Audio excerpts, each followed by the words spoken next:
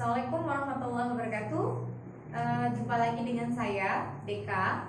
Mudah-mudahan teman-teman semua sahabat Embryo dalam keadaan sehat walafiat dan senantiasa dalam lindungan Allah Subhanahu wa taala. Amin. Baik, kita buka dulu sama-sama dengan baca basmalah. Bismillahirrahmanirrahim. Kemudian kita berdoa mulai.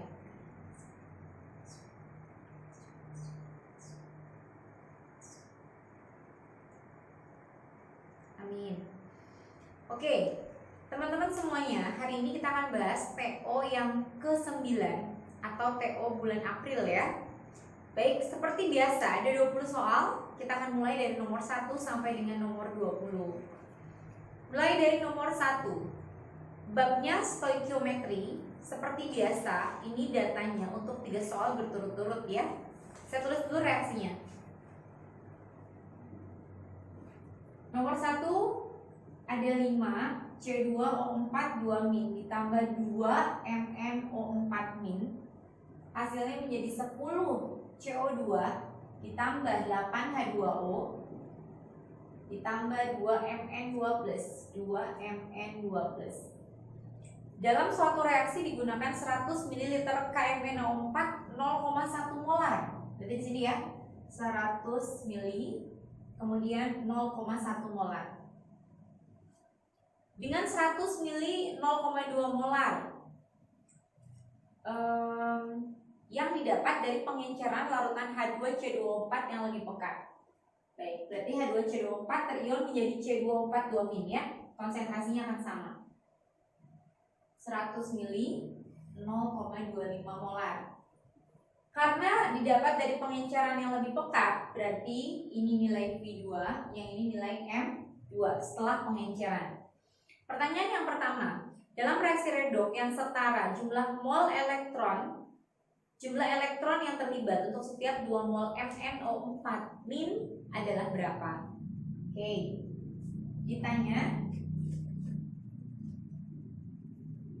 mol elektron untuk 2 mol MnO4 min, gitu ya. Baik, MnO4 min ini pada saat dia bereaksi dia akan membentuk Mn2 plus. Kita lihat perubahan biloxnya. MnO4 min itu Mn ditambah oksigennya min 2 kali 4 berarti minus 8. Ionnya di sini ada negatif 1. Berarti Mn di sini beloknya adalah positif 7 ya. 8 kurang 1 jadinya positif 7. Pindah ruas dia. Di sini sudah jelas biloxnya positif 2. Maka mencari mol elektron, rumusnya kita dapat dari mol yang diketahui dikali dengan perubahan bilangan oksidasi punya si Mn. Kita masukkan mol yang diketahuinya ada 2. Perubahan bilangan oksidasi yang besar 7 dikurangin yang kecil 2. 7 kurang 2 berarti 2 dikali 5 ya, didapatkan sebanyak 10 mol elektron. Ketemu jawabannya yang D. Gampang ya, sudah sering soal nomor 1. Lanjut ke soal nomor 2.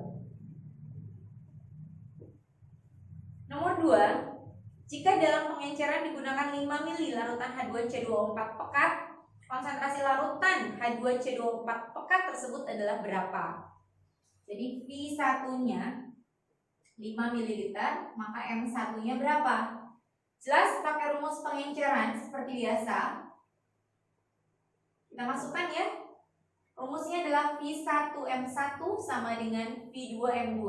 Kayaknya teman-teman semua udah hafal banget ya rumus ini ya. V1-nya 5, M1-nya kita cari.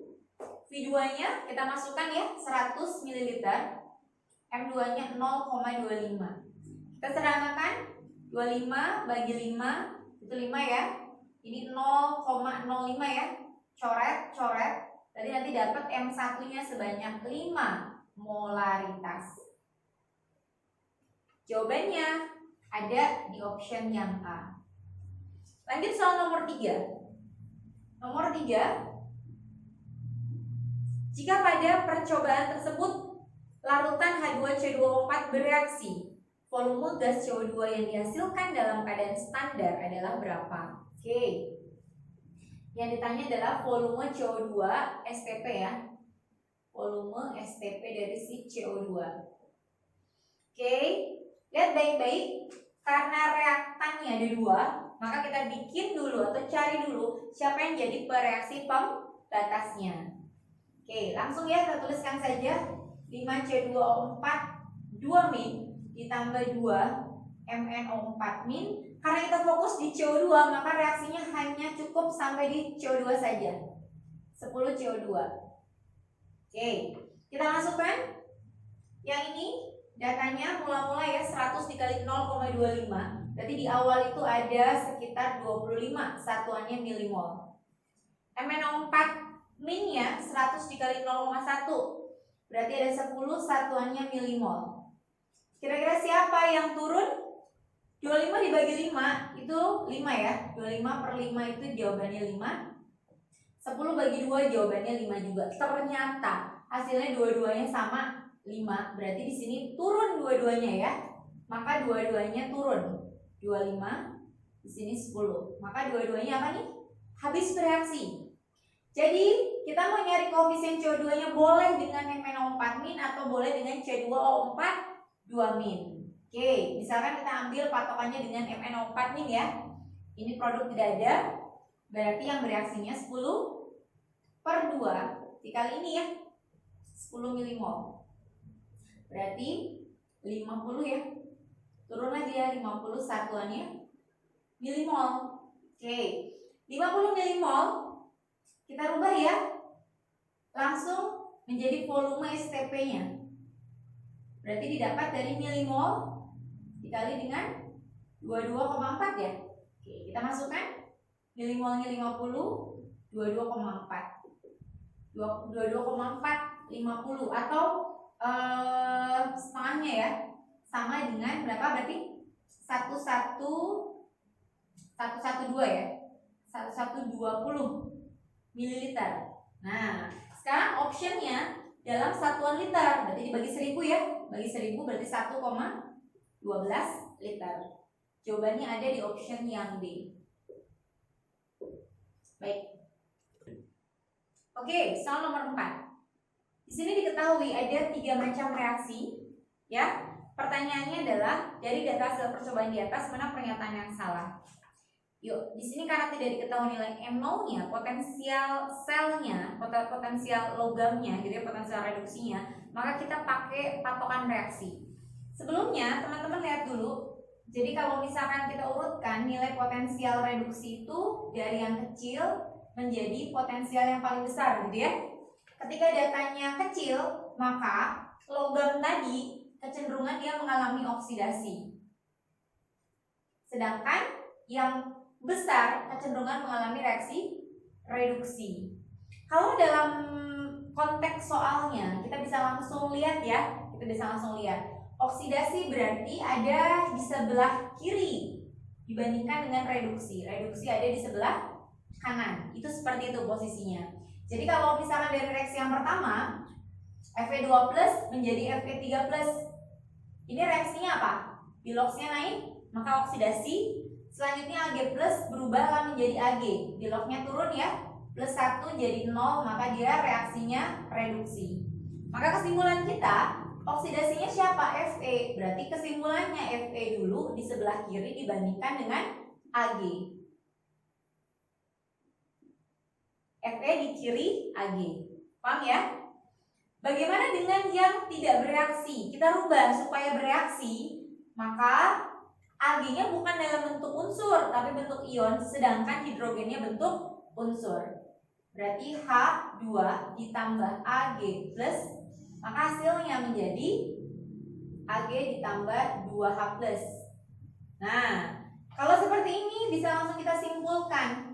Ini +1 ke 0 turun reduksi, sedangkan H2 dari 0 ke +1 naik oksidasi. Maka kesimpulan kita yang teroksidasinya hidrogen, sehingga dia di sebelah kiri dari si Ag. Yang ketiga, Zn. Zn menjadi Zn2+, reaksinya naik ya, biloxnya oksidasi. 2H plus menjadi H2. Turun ya, plus 1 ke 0. Reaksinya reduksi. Berarti yang mengalami oksidasi Zn tentu letaknya di sebelah kiri dibandingkan dengan hidrogen. Gitu ya. Nah, jadi kalau kita urutkan data tadi, maka urutannya akan menjadi Fe di sebelah kiri Ag. Fe sebelah kiri Ag. Selanjutnya H di sebelah kiri Ag. H di sebelah kiri Ag.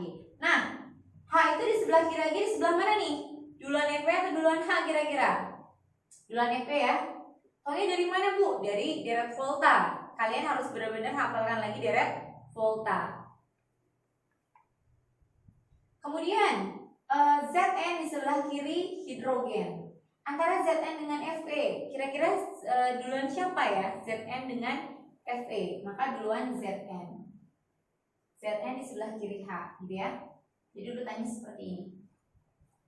Atau kalau dari deret volta tadi ya, nanti akan ketahuan posisi ini. Lihat kalau Bapak Camat nanti meninggal, oke? Ali minta air, Zanda cari perhatian, sedangkan cowoknya nikahin sang pembantu haji. Curupuk hangus, agak pahit, au. Nah, di sini yang kita bandingkan adalah Zn, kemudian Fe, kemudian hidrogen, kemudian Ag. Nah, berturut-turut ya teman-teman ya. Zn dulu di sebelah kiri, habis itu Fe, habis itu hidrogen, habis itu Ag. Maka jadilah seperti ini. Kalau nanti kalian bingung, ini Fe-nya sebelah kiri, H-nya sebelah kiri Ag, posisinya di mana nih? Di sebelum Fe atau setelah Fe? Seperti itu ya. Oke. Nah, selanjutnya kita akan coba cek. Yang pertama, jika suatu sel volta terbuat dari elektroda Zn dan Ag, maka akan terbentuk ion Zn2+ di sekitar anoda. Zn dan Ag. Ini ya, kita bandingin Zn dan Ag. Ingat baik-baik, Zn di sebelah kiri, maka dia mengalami oksidasi. Ag di sebelah kanan, maka dia akan mengalami reduksi. Jadi nantinya sebelah sini ya, saya tuliskannya lagi yang poin 1. Ketika Zn direaksikan dengan Ag, Zn-nya tadi oksidasi, Ag-nya reduksi. Zn-nya oksidasi, Ag-nya reduksi. Baik, oksidasi itu beloknya apa sih? Naik, betul. Sehingga kalau supaya naik, dia akan berubahlah menjadi Zn2+, Ag reduksi, beloknya turun, maka Ag+ akan berubah menjadi Ag, ya kan? Nah, inilah reaksinya.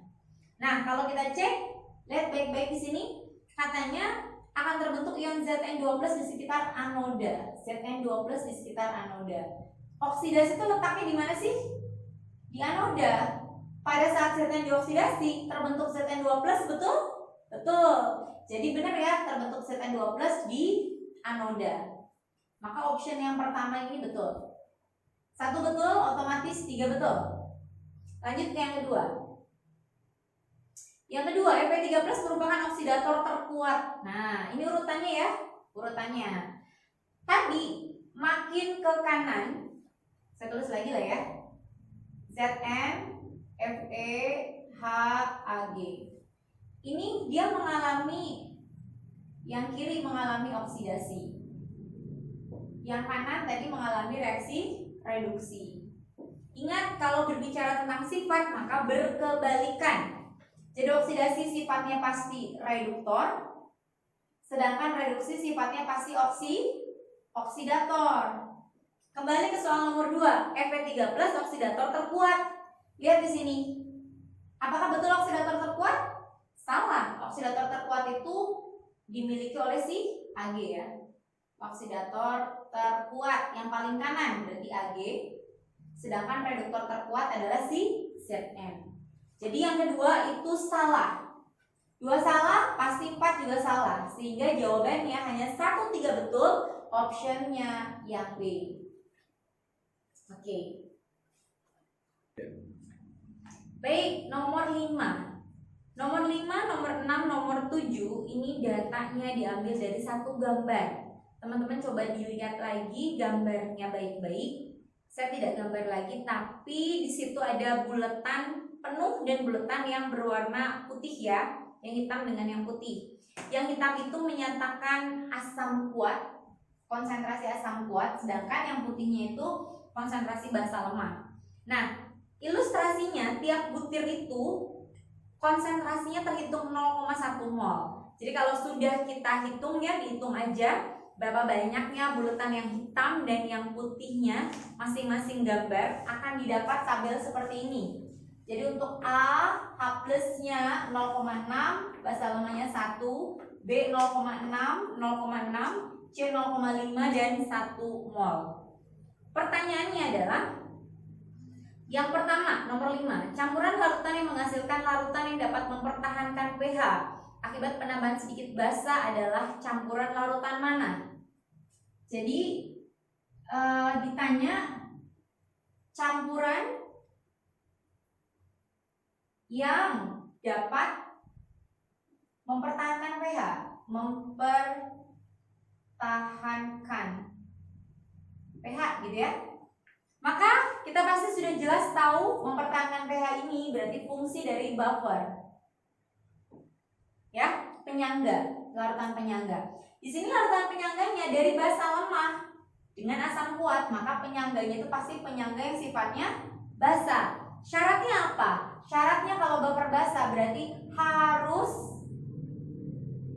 bersisa di basa lemah atau konsentrasi basa lemah harus lebih besar dibandingkan dengan asam kuatnya. Baik, kita lihat mana yang lebih besar. Ternyata ini ya. Nah, ini basa lemahnya 1 mol, asam kuatnya 0,6. Satu lagi yang C.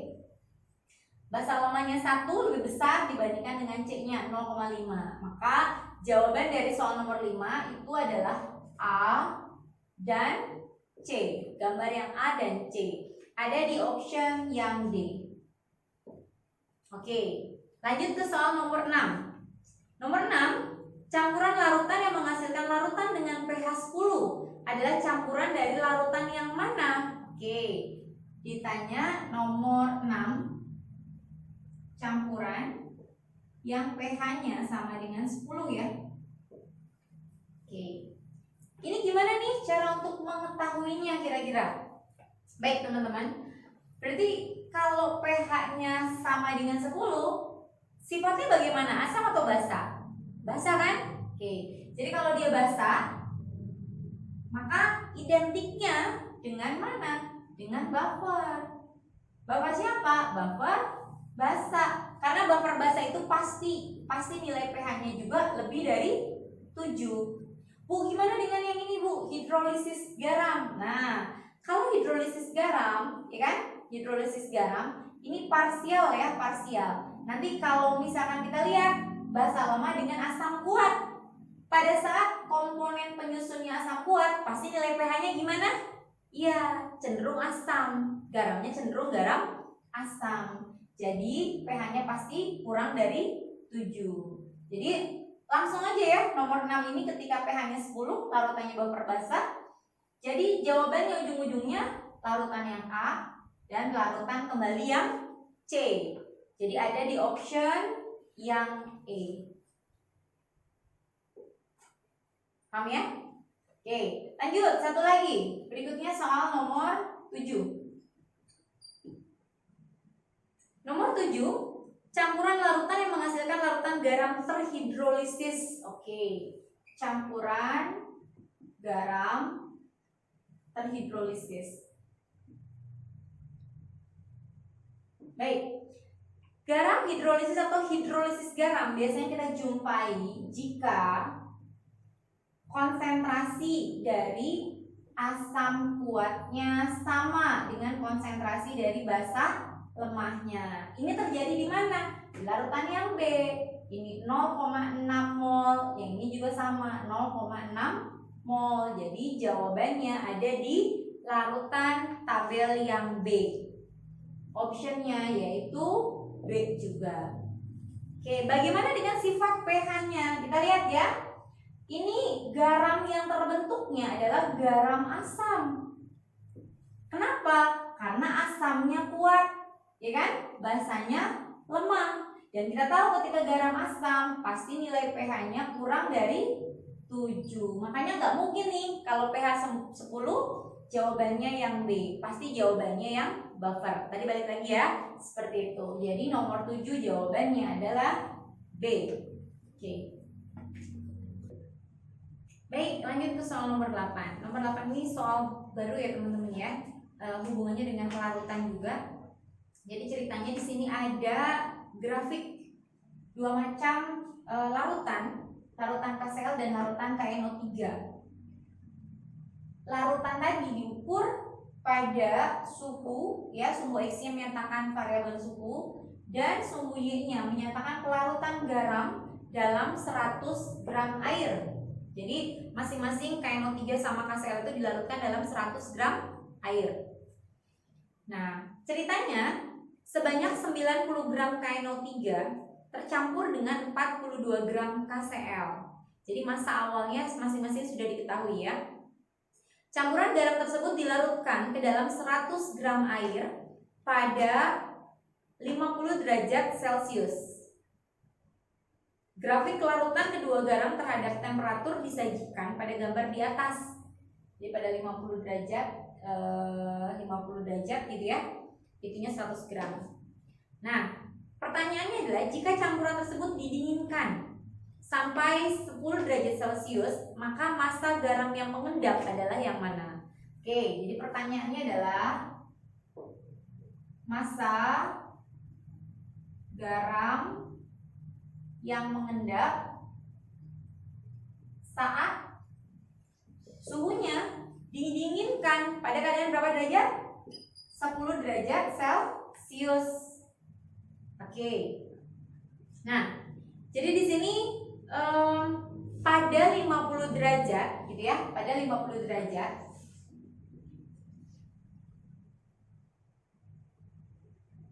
tercatat massa awal dari si KNO3-nya di situ sebanyak 90 gram. Sedangkan massa awal dari KCl-nya itu sebanyak 42 gram.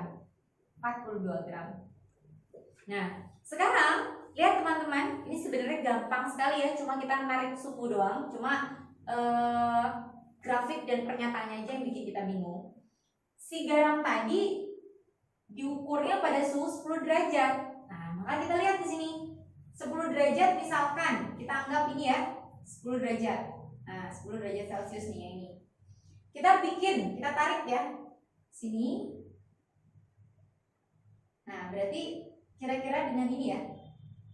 Nah, jadi pada 10 derajat berapa nilai KNO3 nih? Nilai KNO3 yang nantinya akan terukur. Berapa gram KNO3 yang akan terukur di dalam 100 gram air? Ternyata ada di angka 20 ya. Ada di angka 20. Berarti kita masukkan di sini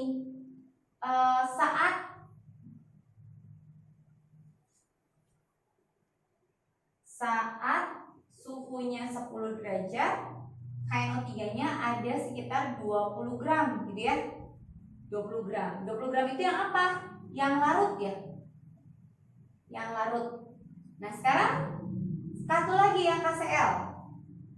KCl berarti ini ya 10 derajat. Kita tarik lagi nih garisnya ke atas.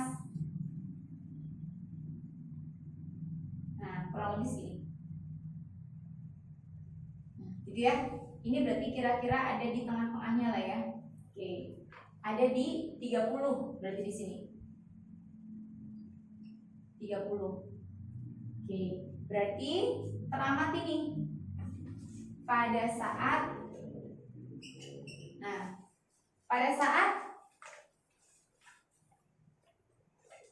suhunya 10 derajat Celcius, KCl itu terukur ada 30 gram. Yang mana? Yang larut. Jadi kalau ditanya bagaimana kelarutan garam yang mengendapnya, kita bisa lihat awalnya segini, yang larutnya cuma 20, berarti sisanya pasti yang mengendapnya. Betul. Jadi di sini jadi KNO3 yang mengendap didapat dari awal dikurangin yang larut ya. Oke, kita masukkan. Awalnya ada 90, larutnya sebanyak 20 gram. Maka terukurlah 70 gram. Ini yang pertama. Yang kedua, KCl. KCl yang mengendap sama ya, awal dikurangin yang larut. Awal KCl-nya itu 42. Yang larutnya berapa? 30 gram. Berarti selisihnya adalah 12 gram. Jadi jawaban yang paling tepat ada di option yang D. Oke, ketemu lagi sama struktur atom, ya kan? Ada di soal nomor 9, 10, dan 11.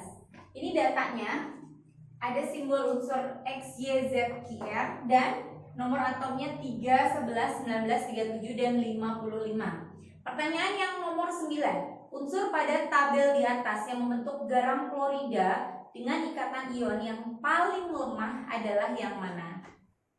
Nomor 9. Unsur yang bereaksi dengan ion garam klorida ya. Ion Cl- membentuk garam klorida.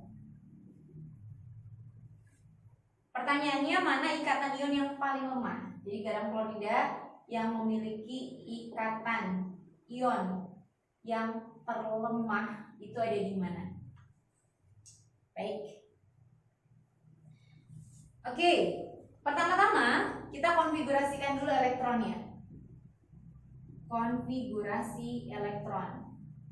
Lihat baik-baik, karena ini nomor atomnya variatif ya.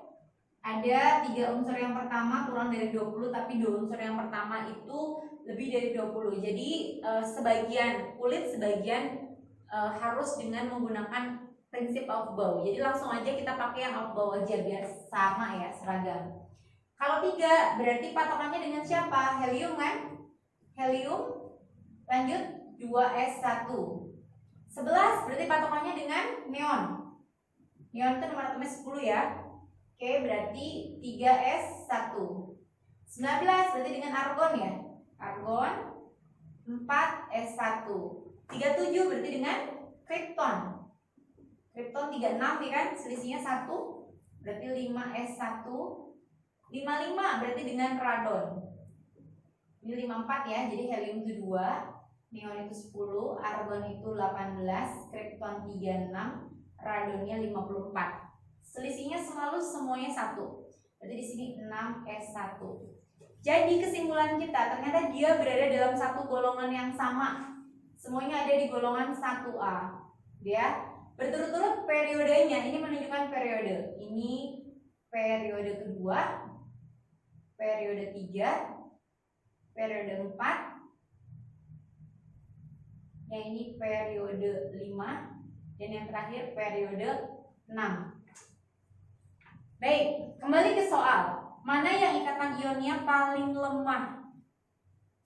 Oke, ion. Kita harus mulai dulu dengan definisi teman-teman ya. Apa itu ikatan ion? Ikatan ionik itu adalah ikatan yang tersusun dari unsur yang bersifat logam berikatan dengan unsur yang sifatnya non logam. Nah, oke, di sini semuanya ada di golongan 1A yang kita tahu bahwa sifat 1A itu masuknya ke dalam unsur yang bersifat logam. Oke, jadi yang kita bandingkan adalah mana yang memiliki sifat logamnya ini terlemah. Berarti cari yang sifat logamnya juga paling lemah. Oke, caranya bagaimana? Yuk kita lihat sini. Logam, kalau kita pakai tabel 4 kuadran, maka dia ada di kuadran yang awalannya huruf konsonan. Jadi makin ke kiri dia makin bertambah besar, makin ke bawah dia makin bertambah besar juga, kan? Kita pengen cari sifat logam yang paling lemah, berarti kebalikannya dong. Ini negatif, ya kan? Yang ini juga negatif. Jadi makin ke kanan negatif, makin ke atas juga negatif. Artinya apa? Sifat logam paling lemah itu bisa ditunjukkan dari, karena golongannya sama ya. Berarti di sini nih. Ketika golongannya sama, makin ke bawah sifat logamnya makin besar, makin ke atas sifat logamnya makin kecil. Berarti cari yang letaknya paling atas. Paling atas itu maksudnya bagaimana? Jumlah jari-jarinya, bukan jari-jari ya, jumlah kulitnya atau periodenya paling sedikit. Jumlah kulit atau periodenya paling sedikit. Nah, berarti jawabannya bisa dipastikan periode 2 ya. Jawabannya adalah X berikatan dengan Cl. XCl. Atau di sini X saja ya. Maka optionnya adalah yang C. Oke, lanjut ke soal nomor 10. Nomor 10, kulit terluar dari kelima atom pada keadaan dasarnya adalah yang mana? Ini jadi kalau kelima atom ini kulit terluarnya apa? Oke, ditanya kulit terluar. Maksud kulit terluar di sini itu adalah tentang konfigurasinya ya, atau elektron valensinya. Nah, elektron valensinya karena semuanya letaknya di golongan 1A, ya kan? Semuanya terletak pada golongan 1A, maka bisa disimbolkan semuanya terdapat di S1 ya. Jadi kalau kita mau bikin rumus S1 ini, N itu menyatakan jumlah kulitnya. Berarti N jumlah kulitnya. Kalau konfigurasinya tetap S1. Contohnya ini, kulit kedua 2S1, kulit ketiga 3S1 dan seterusnya. Maka jawaban yang paling tepat adalah yang A. Oke. Lanjut yang nomor 11.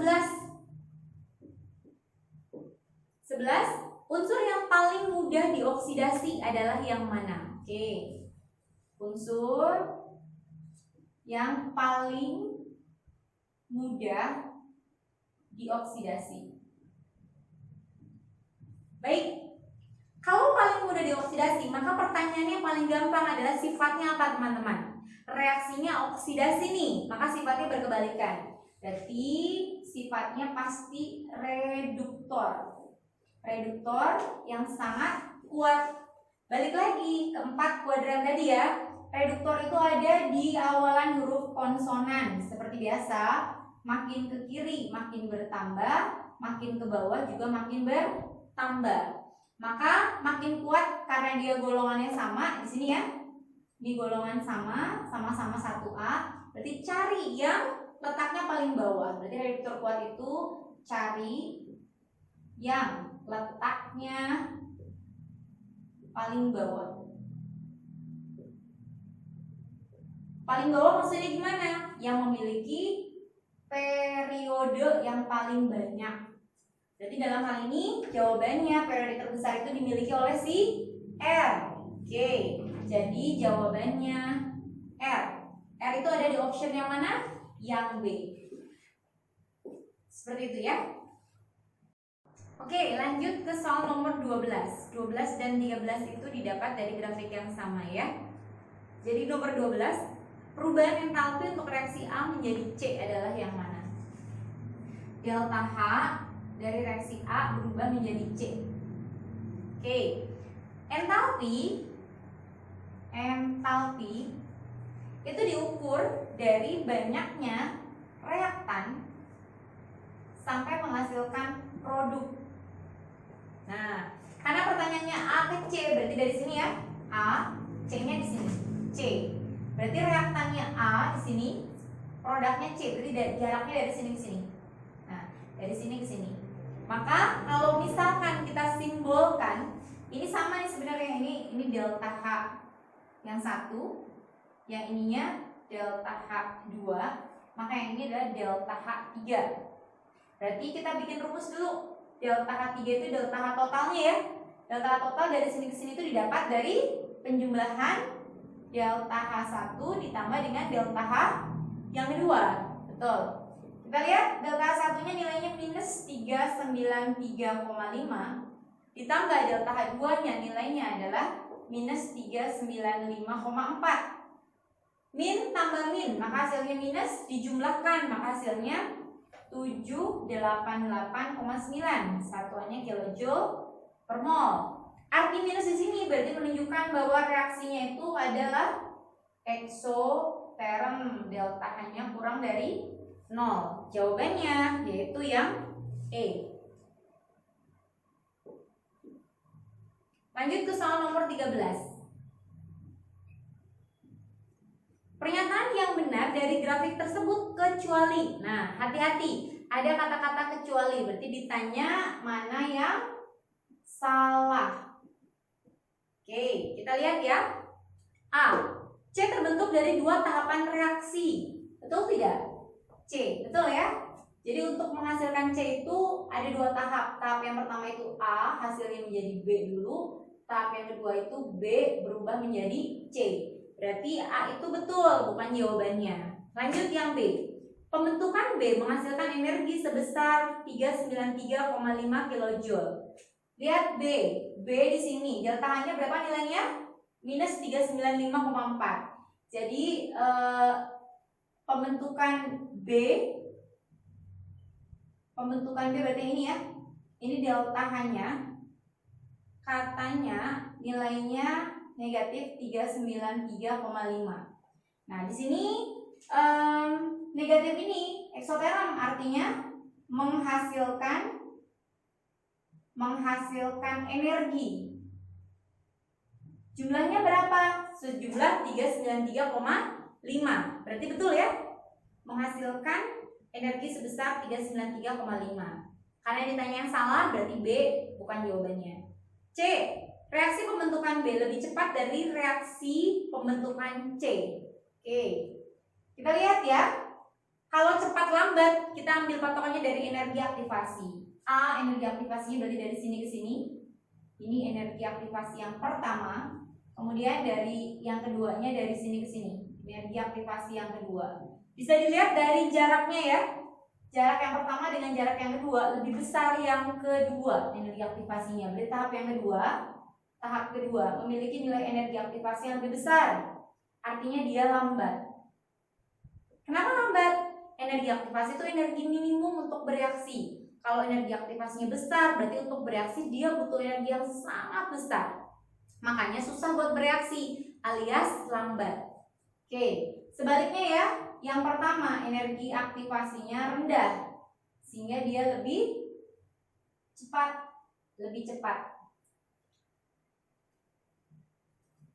Nah, di sini tahap B lebih cepat dibanding C. Pembentukan B lebih cepat dibanding C. Betul ya? Oke, bukan jawabannya. D. A menjadi B merupakan tahapan penentu laju. Nah, tahapan penentu laju itu yang mana? Yang cepat atau yang lambat? Yang lambat. Lambat itu sebagai penentu laju. Kenapa Bu? Karena laju reaksi itu terukur dari jumlah reaktan yang terakhir kali bereaksi. Jadi yang paling lambatnya ya, bukan yang paling cepatnya. Oke, sehingga penentu lajunya itu B ke C, di sini katanya A ke B. Nah, ini salah, maka jawabannya adalah yang D. Oke.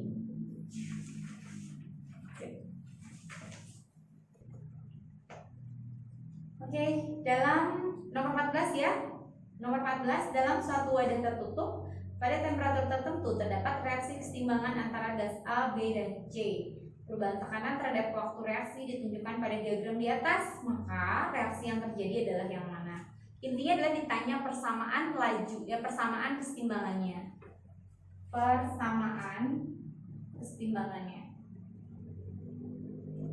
Reaksi kesetimbangan. inti dari reaksi kesetimbangan itu ada reaktan berkesetimbangan menghasilkan produk. Dari sini kita mulainya. Reaktan itu lama-kelamaan konsentrasinya akan berkurang, produk itu lama-kelamaan konsentrasinya bertambah. Jadi kalau dari 35 berkurang ke 25, dari 35 menjadi 25 berarti berkurang ya. Maka kesimpulannya C adalah reaktan. Dari 0 sampai setimbangnya 10, garis horizontal itu menyatakan sistemnya sudah setimbang, teman-teman ya. Jadi ini A itu bertambah, maka A jadi produk. 0 berkesetimbangan jadi 15, maka B juga posisinya produk.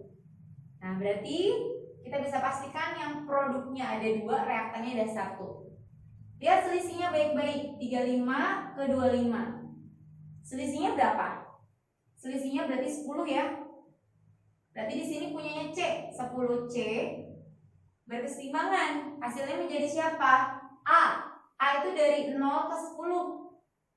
Selisihnya berapa? 10 ya. Berarti 10A ditambah B. B itu dari mana? Dari 0 ke 15. 0 ke 15. Berarti selisihnya berapa? 15. 15B. Oke, dari sini bisa disederhanakan lagi?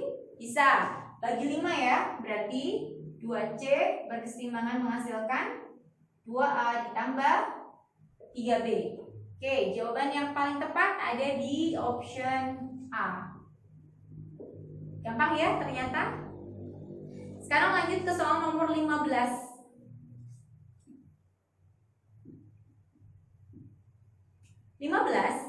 Baterai alkalin memiliki katoda grafit dan anodanya seng. Katodanya grafit.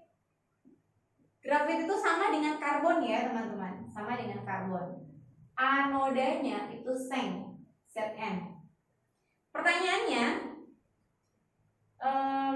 reaksi yang terjadi di anoda adalah yang mana? Reaksi yang terjadi di anoda. Kalau anoda reaksinya apa? Oksidasi. Kalau oksidasi bilok Zn-nya bertambah ya. Jadi Zn-nya berubah menjadi Zn2+. Ini reaksi oksidasi kan? Nah, lebih lengkapnya reaksi oksidasinya itu ada di option yang C berarti ya. Option yang C, kita lihat Zn ditambah 2H- hasilnya menjadi ZnO ditambah dengan H2O. Lihat baik-baik dari sini menjadi sini. Ini 0, ini biloknya adalah positif 2 ya. Maka reaksinya oksidasi. Jawabannya yang C. Lanjut ke soal nomor 16. Reaksi antara kalium isopropoksida dan etil klorida pada temperatur kamar akan menghasilkan apa? Ini udah sering banget muncul ya. Mungkin teman-teman banyak yang bisa di sini. Isopropoksida. Isopropoksida direaksikan dengan etil klorida. Etil klorida. Ini reaksinya substitusi ya. Iso itu untuk yang C-nya membentuk siku. Seperti ini. Ini kondisi iso. Propoksida. Propoksida itu artinya jumlah C-nya ada 3. Propoksida itu bentuk senyawanya eter. Jadi sini O, ada K-nya di sini. Nah, seperti itu. Kita lengkapi hidrogennya. C di sini 1, maka H-nya kurang 3. 1, maka di sini H-nya kurang 3. Di sini baru 3, maka H-nya kurang 1. Direaksikan dengan etil klorida. Etil itu C-nya ada 2 ya. CH3, CH2, klorida itu Cl. Nah, bagaimana reaksinya? Reaksinya adalah ini K bereaksi dengan Cl, sedangkan ininya bereaksi dengan O. Nah, seperti itu. Maka hasil reaksinya menjadi seperti apa? CH3, CH3, O, K-nya lepas digantikan oleh si etil tadi. CH2, CH3 plus K bereaksi dengan Cl. Jadilah garam kalium klorida. Kita lihat baik-baik. Ini senyawanya apa nih? Gugusnya O ya. Kalau O itu gugusnya apa? Ether. Kita lihat baik-baik. Sebelah sini C-nya ada 2. Berarti ini untuk etil alkilnya. Yang ini lagi-lagi sama kayak tadi ya. Ini untuk yang kondisinya iso. Isonya C-nya ada 3, berarti isopropil. Nah, karena dia ether, maka yang paling tepatnya adalah etil isopropil ether. Ini harus diurutkan berdasarkan abjad, tapi diurutkannya E dengan P-nya, bukan dengan I-nya ya, bukan dengan isonya, tapi propilnya. E dengan P, E dulu berarti etil isopropil ether. Jawabannya yang C. Oke, masih semangat ya? 4 nomor lagi. Kita mulai ke soal nomor 17, maaf. 17.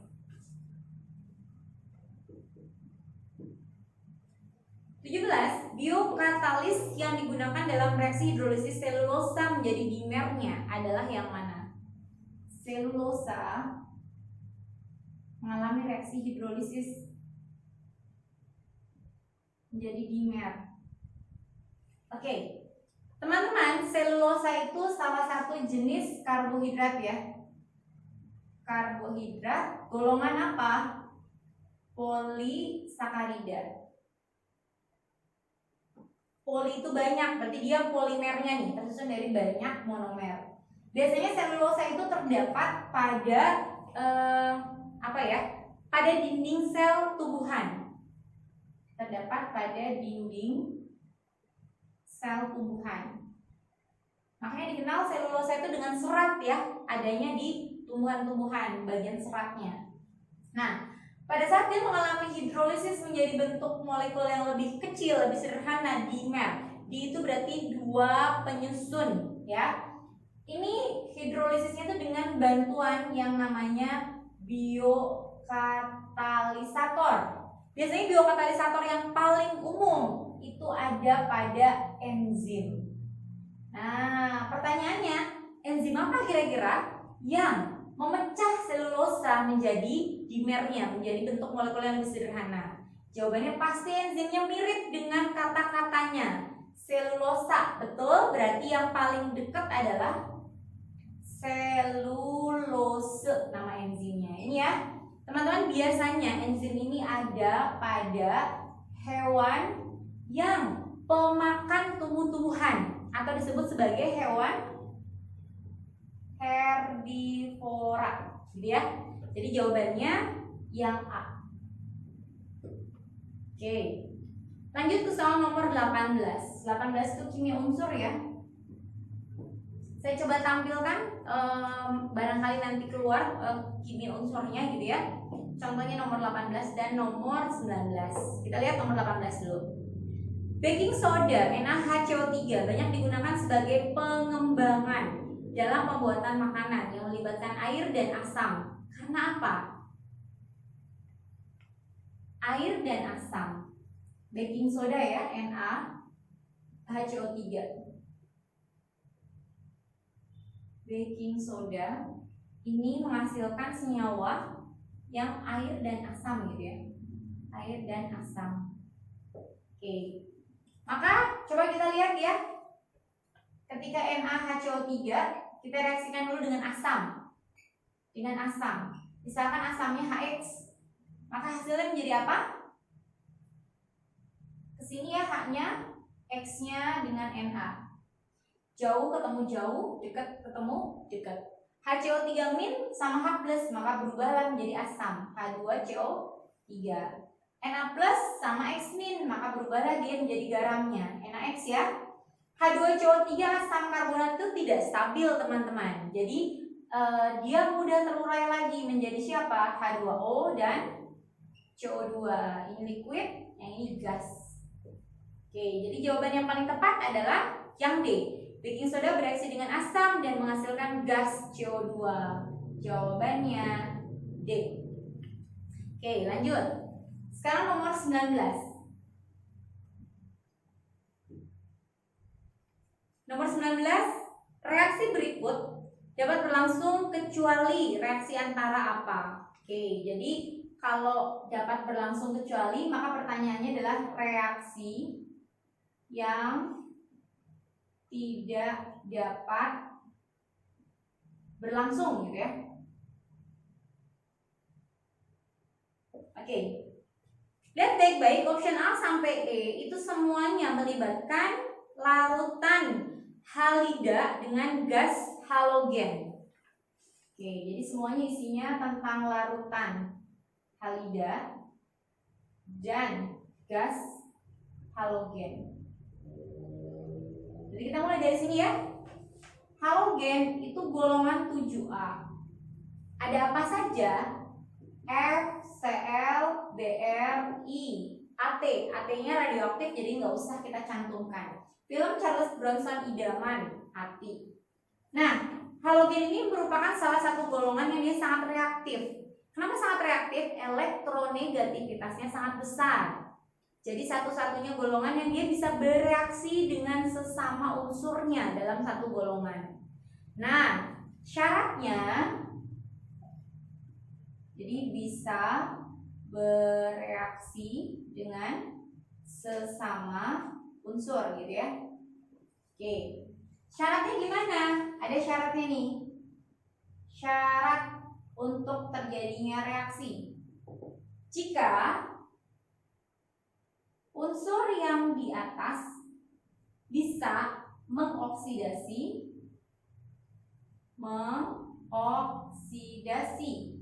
ion yang ada di bawah.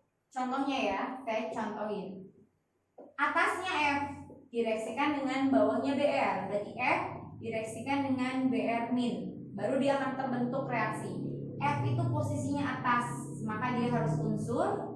Br itu posisinya di bawah ya, di bawah, maka dia harus bentuknya ion. Maka dia akan bereaksi nih menjadi apa? Kebalikannya, F- ditambah Br2, yang ini F2 gitu ya. Oke, seperti itu. Berarti tinggal dikalikan. Nah, seperti ini. Nah, sekarang kita kembali ke soalnya. Kira-kira mana yang tidak bereaksi nih? Kalian cek satu persatu ya. Maka jawaban yang tepatnya adalah yang C. Coba kita lihat larutan KCl. Larutan berarti aqueous ya. Direaksikan dengan gas Br2. Gas Br2. Yuk kita lihat. KCl itu akan berion menjadi Cl- dan K+ ya. Kita nggak usah cantumkan K+-nya karena kita masukkan Cl-nya 2. Ditambah Br2. Lihat posisinya Cl dengan Br. Cl ternyata di atas, bentuknya ion, sedangkan Br di bawah, bentuknya unsur. Sesuai nggak dengan syarat ini? Ternyata nggak sesuai ya. Kalau mau bereaksi yang di atas harus unsur. Ini unsurnya di bawah. Harusnya yang di atas yang unsur. Ini atasnya bukan unsur tapi ion. Sedangkan bawahnya unsur. Jadi kebalikannya ya. Maka C inilah yang tidak akan bereaksi. Oke, terakhir ya. Nomor 20. 20 di bawah ini menunjukkan fenomena yang dapat diamati dalam kehidupan sehari-hari. Dari fenomena berikut yang tidak menunjukkan sifat koligatif. Jadi yang tidak menunjukkan sifat koligatif itu yang mana? Baik, kita mulai ya. Yang pertama, titik beku air menurun ketika ditambahkan garamnya. Betul ya? Pada saat penambahan garam, titik beku larutannya turun. Maka sifat koligatifnya ini delta TF, penurunan titik beku. Berarti 1 salah, 3 salah. Lanjut yang kedua. Yang kedua, lobster akan mati jika disimpan dalam air tawar. Lobster mati pada air tawar. Oke, lobster habitatnya di mana? Ayo, air laut kan? Air laut. Tiba-tiba pada saat ditaruh di air tawar, dia mati. Jelas kenapa? Konsentrasi lautannya beda, tekanannya juga beda. Maka ini menggambarkan tekanan osmotik atau P ya. Oke. Di laut konsen tekanan osmotiknya pasti lebih besar dibandingkan dengan di air tawar. Maka air laut itu nanti jadinya sifatnya apa nih? Hiper ya. Hipertonik. Sedangkan air tawarnya hipotonik. Maka cairannya masuk ke dalam tubuh lobsternya seperti itu. Oke, 2 ternyata sifat koligatif juga salah. 1, 2, 3 salah, otomatis 4 pasti betul. Jadi kalau kalian nggak tahu nomor 4 pasti 4 betul. Coba kita cek ya. Pada daerah pegunungan waktu untuk memasak seperti spaghetti menjadi lebih lama. Daerah pegunungan ini nilai tekanannya, tekanan udaranya lebih besar lebih kecil? Lebih kecil ya. Kalau tekanan udaranya lebih kecil, maka dia akan menyebabkan titik didihnya menjadi berkurang juga. Jadi sebenarnya di pegunungan tuh dia lebih cepat mendidih atau lebih cepat matang gitu ya, karena tekanan udaranya relatif lebih rendah dibandingkan dengan daerah pantai. Nah di sini katanya waktunya lebih lama, harusnya lebih cepat. Jadi 4 salah ya, karena 4 salah maka 4 betul. Jadi hanya 4 saja yang betul, jawabannya yang D. Oke, sudah 20 soal kita bahas. Mudah-mudahan bisa membantu teman-teman untuk lebih memahaminya lagi. Kalau masih ada yang belum jelas, boleh ditanyakan langsung ke saya ya lewat WA. Kita tutup sama-sama dengan hamdalah. Alhamdulillahirrabbilalamin. Istighfar, astaghfirullahaladzim, alladzi la ilaha illa huwal hayyul qayyum wa atubu ilaih. Dan doa penutup majelis, subhanaka Allahumma wa bihamdika asyhadu an la ilaha illa anta astaghfiruka wa atubu ilaih. Mohon maaf kalau banyak kekurangan. Mudah-mudahan ilmunya berkah dan manfaat, dimudahkan segala urusannya, dijabah doa-doanya, mendapat tetapan terbaik dunia dan akhirat. Tetap semangat teman-teman semua yang ada di rumah. Mudah-mudahan situasinya kembali normal, supaya kita bisa bertatap muka langsung gitu ya, atau teman-teman bisa berkumpul lagi bersama teman-teman yang lainnya untuk sama-sama belajar gitu kan ya. Dan mudah-mudahan nanti pada prosesnya mendekati UTBK bisa berjalan dengan lancar, bisa berjalan dengan kondusif dan terselesaikan dengan sangat baik gitu ya, mendapatkan pertolongan dari Allah Subhanahu wa taala. Dan mudah-mudahan semua doa-doa teman-teman semuanya terkabul. Amin ya rabbal alamin. Jaga kesehatan dan tetap berikhtiar ya. Oke. Cukup sekian dari saya. Saya akhiri. Assalamualaikum warahmatullahi wabarakatuh.